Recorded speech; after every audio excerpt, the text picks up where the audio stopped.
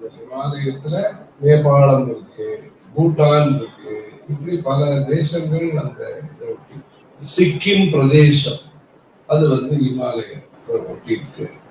அப்படி இந்த ஹிமாலயங்கிறதுல பல தேசங்கள் இருக்கக்கூடியது நம்முடைய தேச வரலாறோடு சேர்ந்த இடம் ஹிமாலயம்.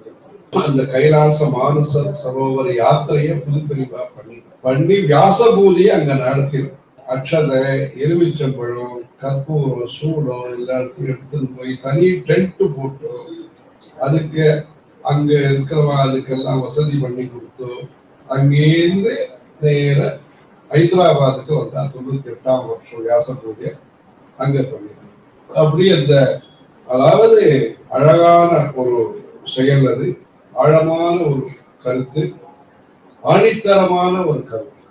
பரிவாரம் அப்படி பண்றாங்கன்னா அதுக்கு ஒரு செய்தி, அது தேசத்துக்கும் அது ஒரு செய்தி, தர்மத்திற்கும் அது ஒரு செய்தி. அந்த ஊர்ல வச்சு வியாச பூஜை பண்ணி அங்க இந்த மாதிரி ஒரு இமாலய பரிக்கிரமான ஒரு விக்கிரகத்தை வச்சு அங்க அப்படி ஒரு விசேஷமாக வியாச பூஜை நடத்தி இந்த கைலாச பரிக்கிரமம் அதெல்லாம் கிடைக்கும்.